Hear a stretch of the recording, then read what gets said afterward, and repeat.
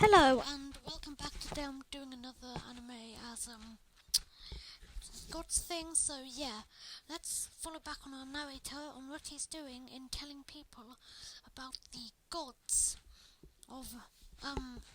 I can't remember the names at all, apart from a couple, Aang and Nazuk. Yeah. Anyway, let's hop into this. The first god we'll be talking about is one that has intrigued me. His name is Katek, the teacher god. He was often depicted teaching gods in many of his myths, such as one where he is teaching Nazuk, an aforementioned god.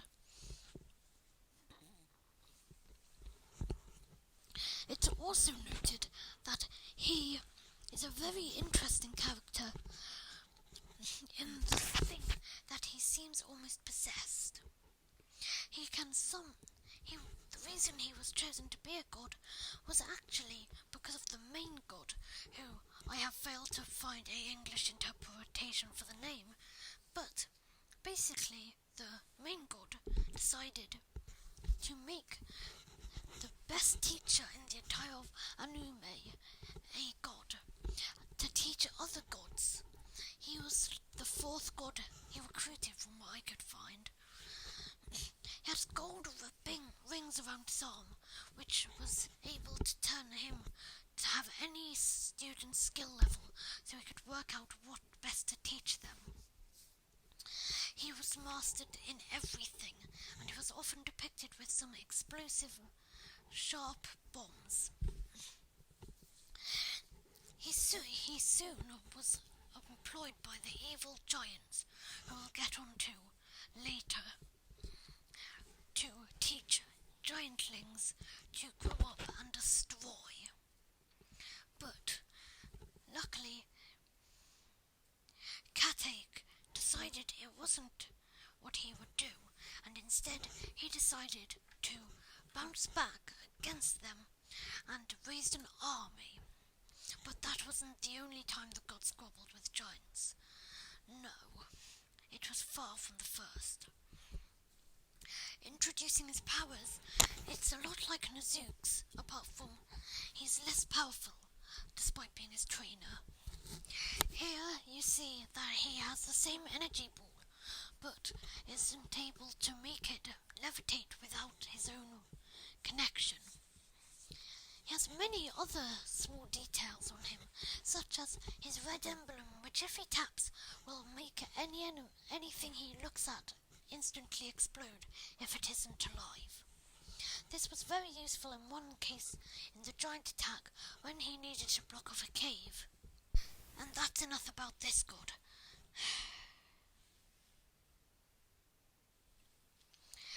Aang had four children, the children of elements. The one that I've been able to find most records of is the goddess Mistoi. Mistoi is the personification of water, and was said to be friends with the hunting god. See the last episode. In many myths, she was depicted bending water, bending it through the air and onto the floor, but in one such myth, she does more than this. She raises an entire ocean to make way for the fleet of humans running at their enemy. Anime had many interesting myths like this, where gods helped in wars, as most of their society was founded around fighting. This god was often worshipped not violently, but by spilling a bunch of water on a holy grail, where she was said to rest under. There was only 3 cities in the massive city of Anime. It seems like only one decided she was her patron. It was the seaside city of Maya. Maya was the focus of many stories, often once said, like Atlantis, to be lost underwater.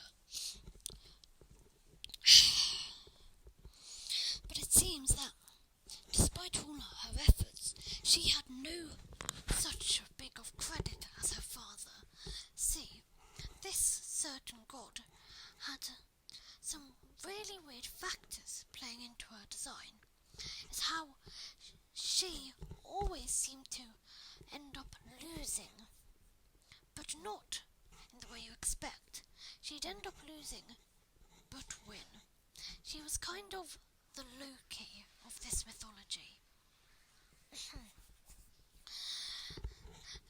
It turned out that she could fly using her water abilities, but that's enough about her.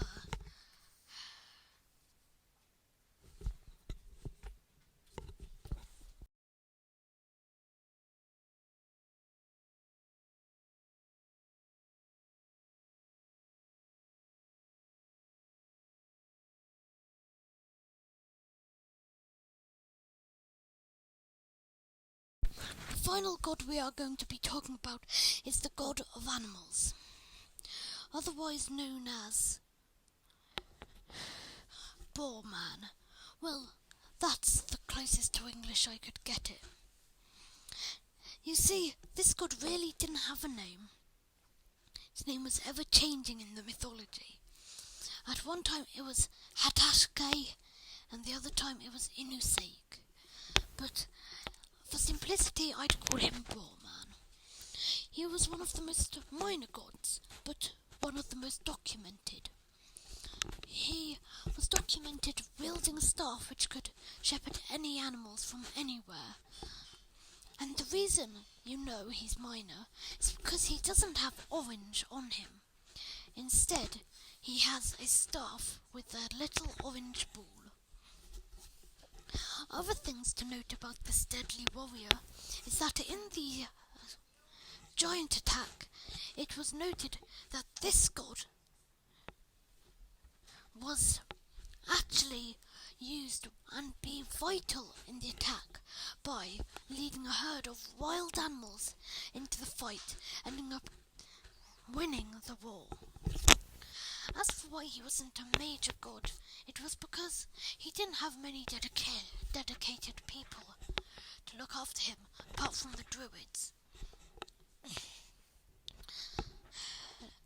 Let's see the full image of him.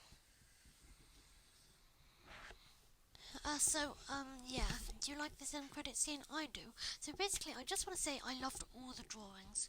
None of them were bad like last time, and also, I just want to say thank you, bye.